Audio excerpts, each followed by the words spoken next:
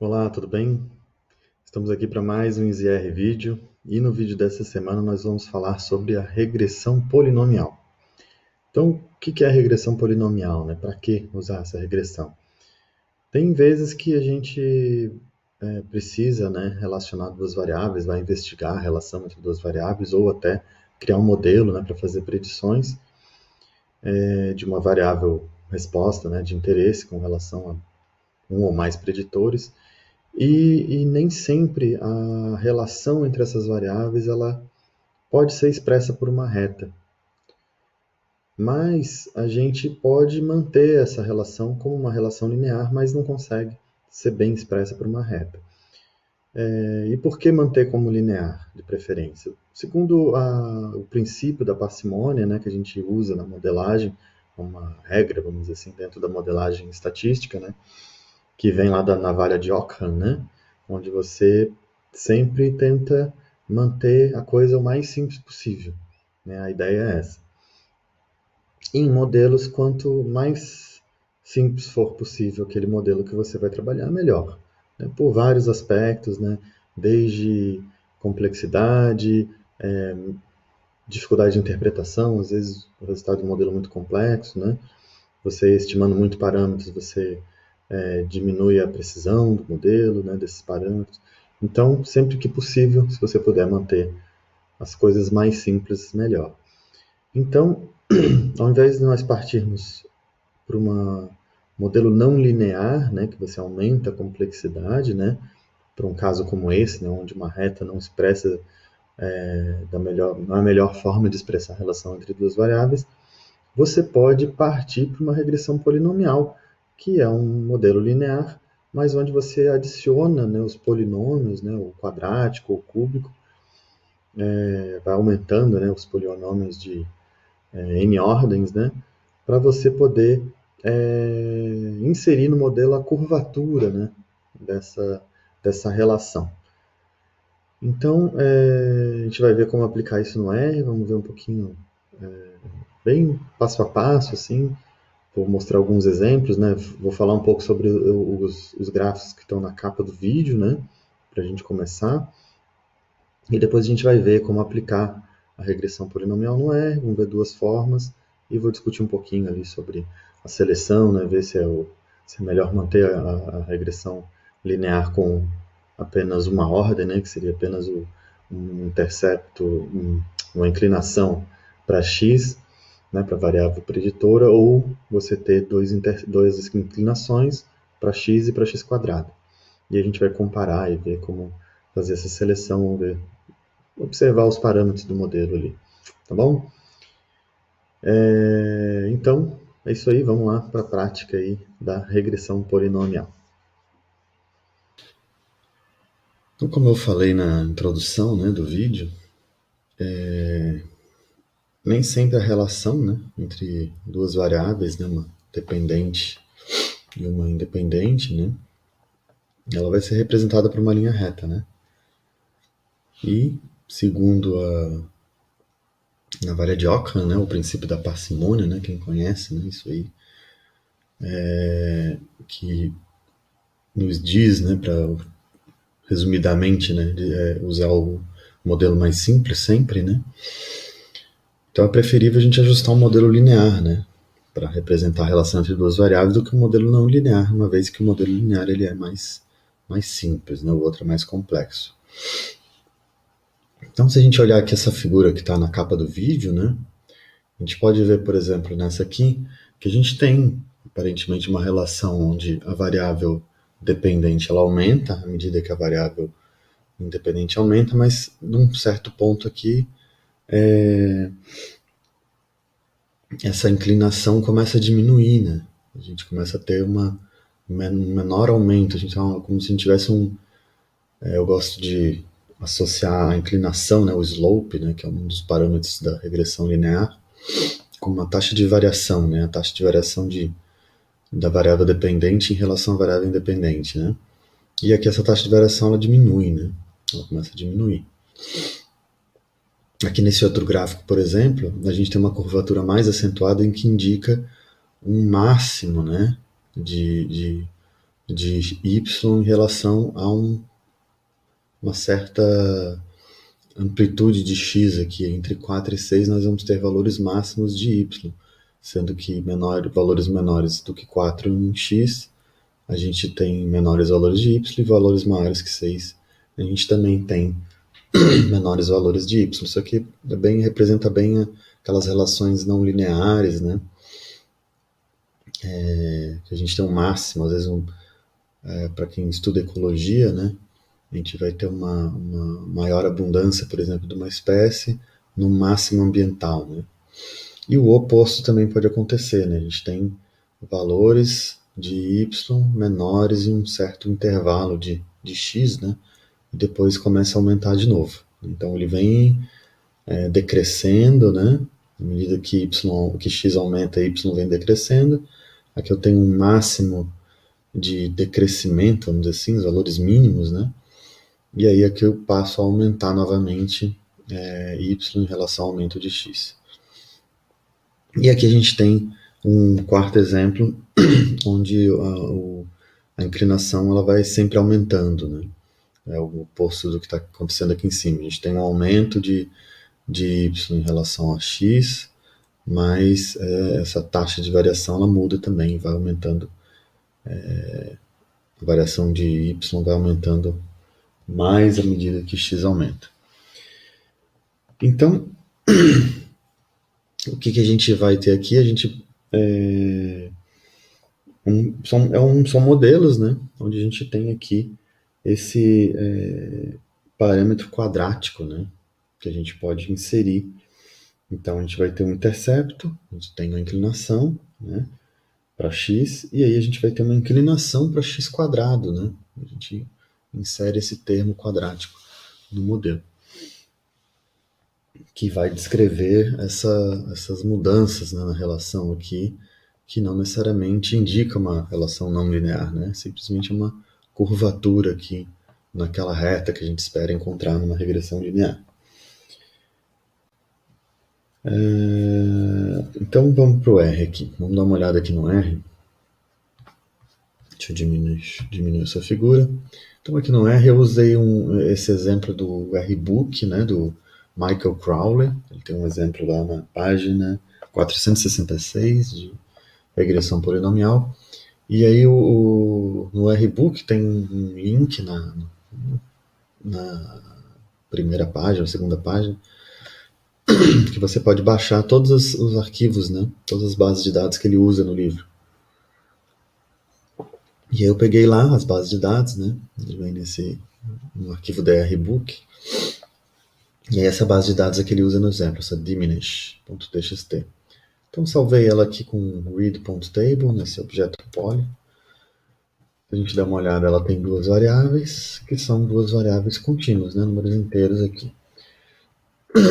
E uma característica interessante dela, a gente olhar, no começo aqui, então, botou x, v, y, v, né, variável x e variável y, a gente vê que à medida que x aumenta, y vai aumentando, né, no geral tem esse comportamento, e mais para frente aqui, a gente vai ver que em alguns momentos x vai sempre aumentando, né, mas y não aumenta, acaba diminuindo. Então está indo aqui, por exemplo, 35, 37, cai para 33, aí 39, 42, diminui para 38 novamente, 42, 43, 39. Então ele fica assim em alguns pontos, parece que começa, mesmo aumentando x, né, y não aumenta. Parece um pouco, talvez a gente já comece a imaginar que possa ser um caso tipo aquele do primeiro gráfico, né, o gráfico de cima aqui, né, deixa eu colocar ali na tela aqui, desse gráfico aqui, né, a gente vai tendo aumentos de y à medida que x aumenta e de repente nem todo aumento de x corresponde a um aumento de y, né, os valores de y acabam em alguns pontos diminuindo. Então vamos fazer um exemplo, ele começa com um ajuste de uma regressão linear, né? Então a gente usa a função LM, né, de Linear Models, né, aqui no R, para fazer uma regressão linear, um modelo linear. Lembrando que aproveitar e fazer um parênteses, né? Nós trabalhamos geralmente com vários modelos lineares, às vezes as pessoas nem sabem, né? Tipo uma análise de variância, uma análise de covariância, uma regressão simples. E são todos modelos lineares, tanto que no R a gente pode aplicar todas elas com LM. O que vai mudar é a relação, né, a variável explicativa, né? Então, se a gente tem aqui a variável resposta numérica, né, e uma variável explicativa numérica, a gente tem uma regressão linear. Se fosse uma variável categórica, né, diferentes grupos, né, um fator, um tratamento com diferentes níveis, a gente teria uma nova, por exemplo. Ok, fechando esse parênteses, vamos voltar aqui para a nossa regressão linear. Então, nós temos duas variáveis numéricas, como a gente viu aqui nesse comando str, né, que mostra a estrutura do data frame aqui. São as duas variáveis são números inteiros, mas é uma variável contínua, né, de uma certa forma, né. Então, a gente usa aqui o LM, então o y, né, yv, que é a variável resposta, em função de xv, a gente usa esse til aqui, a gente tem essa denominação no R, né, em função de. E aqui eu indico o data frame, o data poly. Eu monto meu modelo, se a gente der uma olhada no summary, a gente tem aqui os coeficientes, o estimador do intercepto e o estimador da inclinação. Né? Então aqui essa que seria a tal da taxa de variação que eu falo, né? Em que à medida que x aumenta, y vai aumentar 0,22, por exemplo, 0,23. Aqui a gente... Aqui o summary ele apresenta esse teste, né? Ele faz um teste de t desse valor aqui do erro padrão, e aí ele retorna uma significância, né? Equivalente ao teste da nova, né? Da regressão que está aqui embaixo também. Então cadê o teste F aqui? E ele testou e deu o significativo, dá o mesmo valor de significância. Isso aqui indica o que é que beta 0, né? O Bzinho, né? É diferente de 0, né? O Bzinho. Que é a inclinação, e isso nos indica que existe regressão, né? Existe essa relação entre as duas variáveis. Interessante também a gente ver aqui, observar o R quadrado, né? 0,87, não é um R quadrado ruim. Mas se a gente fizer um gráfico dessa relação, né? A gente pode olhar ela no gráfico. Eu vou abrir aqui uma janela, a gente bota outro gráfico do lado. Então aqui abriu uma janela, se você estiver usando o Linux, você pode substituir esse Windows aqui por X11, né? Deixa eu botar aqui do lado. X11. Ou se você estiver usando o Mac, você pode substituir pela função Quartz. Ok? Então ele vai abrir essa janela gráfica. Aqui eu já coloco o tamanho que eu quero, 16 polegadas por 8 polegadas, né? 16 de largura e 8 de altura. Aqui eu estou ajustando a janela para ter dois gráficos, né?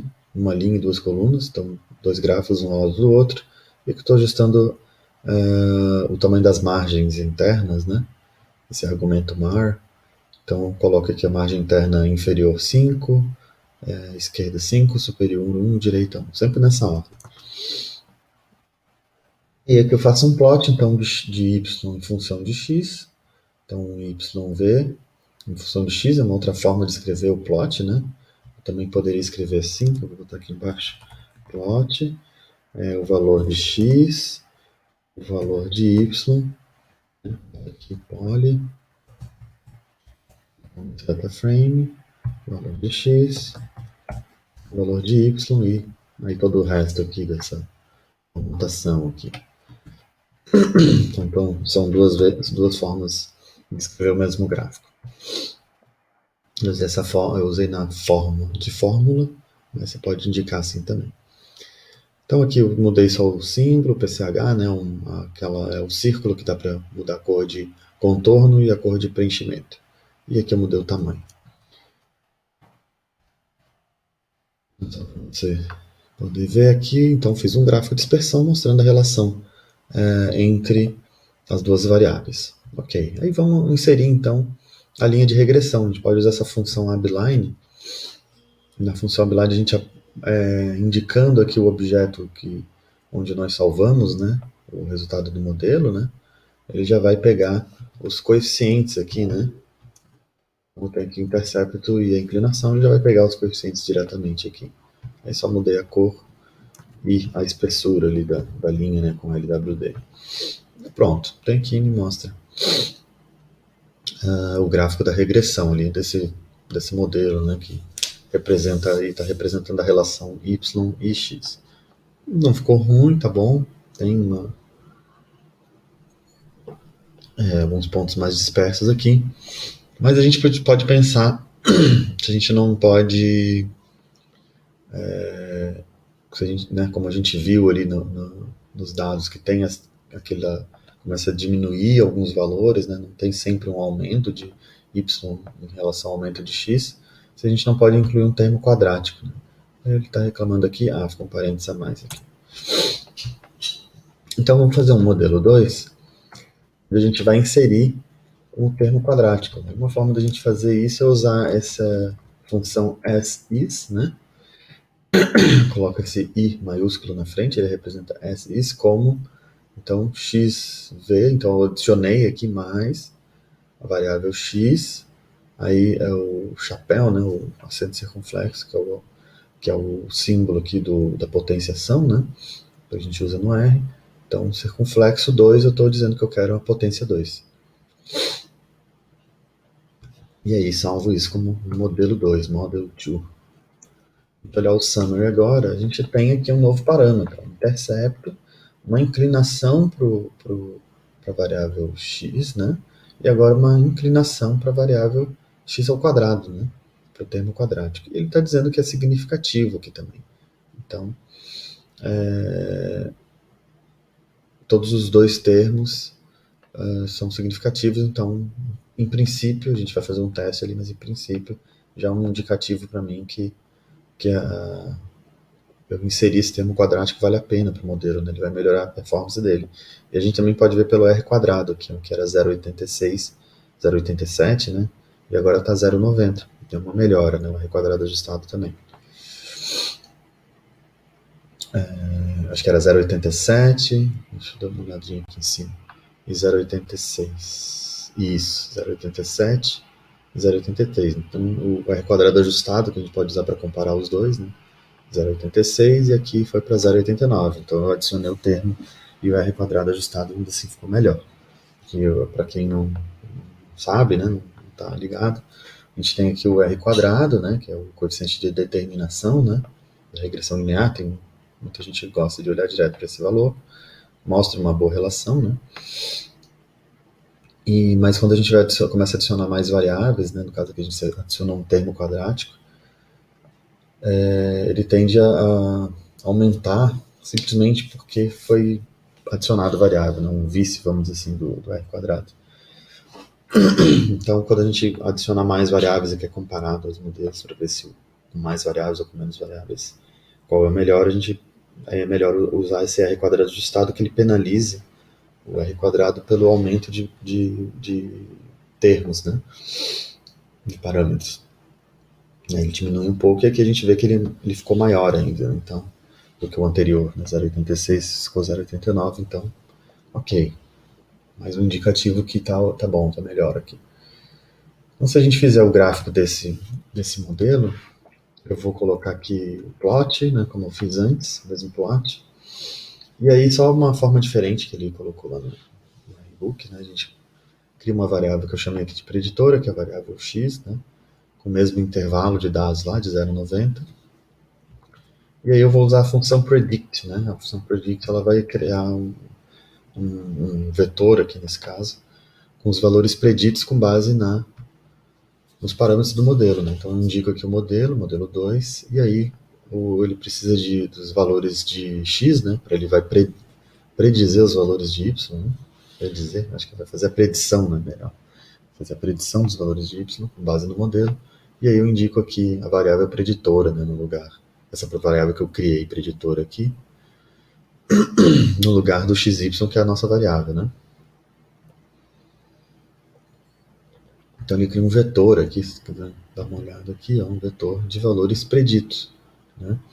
Então essa é uma outra ideia, né, do modelo desse de regressão, você fazer não só investigar a relação entre variáveis, mas você poder gerar um modelo confiável que você pode fazer predições, né? Então, para valores de, por exemplo, valores de x, né? Eu podia extrapolar essa escala, né? E pensar para valores de x acima dessa escala, né? Quais seriam os valores de y se eu continuasse, né?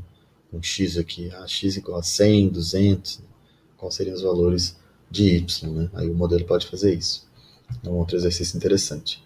E aí eu vou indicar aqui a linha, ó, lines, aí eu entro com a linha lá no gráfico de dispersão, lines, no x a preditora, e no y a que eu chamei de resposta, que são os valores preditos, né? Resposta predita, equal nave, e WB igual a 2. Então, se a gente olhar lá, a gente vai ver que ele realmente ele adicionou uma certa curvatura aqui, né? A gente não tem mais uma linha reta. Então, o melhor modelo, pelo que a gente viu até agora, ele tem uma certa curvatura. Então, esse termo quadrático é interessante a gente adicionar. E a gente pode confirmar também com um teste ANOVA, né? A gente pode usar a função ANOVA no R, ela vai fazer aqui um teste F, né? Comparando os dois modelos. Então, a gente indica aqui nessa função ANOVA modelo 1, modelo 2, os dois modelos que a gente quer comparar. Os modelos são alinhados, né? Porque o modelo 1, ele, vamos dizer assim, que ele está contido dentro do 2, né? Se a gente olhar aqui, ó, Analysis of Variance Table, ele mostra que o modelo 1, y em função de x, modelo 2, y em função de x mais o termo quadrático, né? E o que o teste faz aqui? Ele tem aqui os graus de liberdade dos resíduos. Esse RSS é o Residual Sum of Squares, né? Que é a soma dos quadrados dos resíduos, né? Então, se a gente olhar aqui, acho que no Summary ele vai aparecer em algum lugar. Não, ele aparece o Residual Standard Error aqui só. Não tem essa informação aqui no Summary. Mas aí ele vai mostrar aqui, então, esse Residual Sum of Squares. Então, a soma dos quadrados dos resíduos. E a gente vê aqui que do modelo 1 para o 2, né, com a adição do termo quadrático, o que acontece? Eu adicionei mais um termo que aumentou a explicação do modelo, que a gente viu que o R quadrado aumentou, né? E aí essa explicação, vamos dizer assim, que estava perdida nos resíduos, né? Porque eu tinha variância nos resíduos, né? O resíduo, o sum of squares, né? É uma medida de eu dividindo a soma dos quadrados dos desvios pelos graus de liberdade, eu vou ter a variância. Então eu tenho variância lá nos resíduos que eu tirei e agora eu expliquei com o termo quadrático. Então aumentou, diminuiu, né? O RSS aqui diminuiu de 91 para 68. E aí ele faz um teste F para ver se essa diferença, né, do residual sum of squares, se ela é significativa, né? Ou seja, eu quero avaliar se a adição desse termo quadrático, nesse caso aqui, ele trouxe algum ganho para o modelo. E trouxe, né? Ele ficou aqui meio próximo ao mágico 005, mas ficou significativo. Então, pelos outros parâmetros ali, a gente viu que também mostrava uma melhora, então a gente pode considerar que deu uma melhora mesmo. Então, ok, vamos ficar com o modelo 2, o quadrático, né? Com o termo quadrático. Ok? Uma outra variação, né? Agora, só mostrando algumas funções aqui do R, a gente também pode montar um modelo polinomial, de regressão polinomial, usando essa função poly, né? Em vez de usar o as is, né? Aquele i maiúsculo. O interessante dela é porque esses valores, né? Dos parâmetros, né? Eles são correlacionados, né? E aí, se a gente quiser gerar estimadores para esses parâmetros que não sejam correlacionados ou como são chamados, né, ortogonais, né, polinômios ortogonais, aí a gente pode usar essa função poly. Eu uso aqui, eu coloco aqui o xv, né, a variável x, e indico que eu quero o quadrático. Ele vai criar um slope para x e um slope para x quadrado. E aí esse argumento raw, que o default é falso, não preciso indicar ele se eu quiser polinomial ortogonal, né, os polinômios ortogonais. Eu posso só não ponho nada aqui, mas eu vou ter o falso para mostrar. Aí ele vai criar esses parâmetros não ortogonais, né? Não correlacionados. No summary direto a gente vê que ele muda, que os parâmetros ficam bem diferentes, né? Inclusive, deixa eu ver, inclusive o intercepto, né, que era 24, ficou 38. E quem quiser se aprofundar isso aí tem que procurar alguma literatura, né, no RBook ele não menciona isso. Mas tem livros de regressão aí, com certeza falam sobre isso. Eu não, acabei não indo a fundo, aí se alguém tiver interesse aí me avisa aí que eu posso procurar estudar isso para trazer num outro vídeo. Aí se eu quiser fazer o não ortogonal, né, correlacionados, como a gente fez ali em cima, é só, também posso usar esse poly, e aí eu coloco o argumento raw igual a true. Aí ele vai usar, vai criar os polinômios não ortogonais. Mesmo, né? Os valores que a gente tinha achado lá em cima, 24, 04 menos 001. Se eu quiser achar que tem necessidade de entrar com mais um polinômio, né, de terceira ordem, eu posso indicar aqui, ou se eu usar a função poly, troco para 3 aqui, ou eu posso indicar daquele jeito que a gente estava usando lá, mais i xv elevado a 3. Então, vou criar um modelo 3 aqui. Então, olhar o summary, ele já me mostra aqui um novo parâmetro, e ele me disse que os parâmetros não são significativos, né? Então, opa, essa adição do termo cúbico, né, não foi uma boa ideia. Vamos comparar com a nova aqui. Realmente, o residual sum of squares ele reduziu de 68,1 para 67,8. Não foi uma mudança significativa, de acordo com o teste F, então não tem vantagem, né, para o modelo eu inserir esse termo cúbico, né? Vê que o aumento do R quadrado não foi praticamente nada, né? 0,90, 0,88. Eu tinha um R quadrado digitado 0,89, né? No modelo 2, então não teve vantagem, eu fico com o modelo 2. Só para matar a curiosidade, antes da gente encerrar aqui, se eu quiser ver os resíduos, a mesma coisa que a gente fazia lá na regressão. Então, por exemplo, tem aqui o plot modelo 1, você escolheu o primeiro, né? É aquele gráfico do. Deixa eu já na gráfica aqui para eu ver os resíduos aqui do lado. Então, o gráfico dos resíduos pelos valores ajustados, né? A gente vê a homogeneidade das variâncias, né? Tem um padrão meio feinho aqui. Mas aí a gente vê no modelo polinomial a mesma coisa, né? Também tem um padrãozinho aqui, não tá o bicho, né? Mas só estou mostrando aqui que é a mesma análise de resíduos, né? Se eu usasse lá a função poly, a mesma coisa, não muda nada. Então vejam essa função poly aqui, se eu pedir usar ela para os polinômios serem ortogonais, ele não influencia em nada os resíduos. O mesmo resíduo, né, que a gente obteve lá com os polinômios não ortogonais, correlacionados, né? Não muda nada, que vai influenciar a estimativa dos parâmetros, os parâmetros mudam, mas os resíduos não mudam. E aí se eu olhar o modelo 3 também, que a gente tentou ver se melhorava, não melhora realmente. Não acrescentem nada aqui para os resíduos também. Ok, então é isso. Se tiver alguma sugestão aí, coloca nos comentários, alguma dúvida, né? Coloca nos comentários. Bom, essa é a regressão polinomial, pelo menos um apanhado geral, assim, para você conhecer, né? Eu deixei algumas pontas ali para você poder estudar mais também, procurar, né? E se tiver interesse, eu posso falar mais sobre regressão polinomial aqui, procurar mais sobre o assunto e trazer outros vídeos. Se você gostou do vídeo, a gente peço sempre para curtir, né? Ajuda o canal a crescer. Se você não está inscrito ou não está inscrito no canal, se inscreve, ativa as notificações, que daí sempre que eu publicar novos materiais aqui, você vai receber no seu e-mail uma notificação do YouTube aí, falando ao IZR sobre um vídeo novo. Então é legal você se manter sempre atualizado sobre os assuntos aí de R, análise de dados. Bom, é isso. Vamos ficando por aqui e na próxima semana aí vamos voltar com mais um XR Vídeo. Se você tiver sugestão de conteúdos, algum conteúdo aí que você tem interesse, né?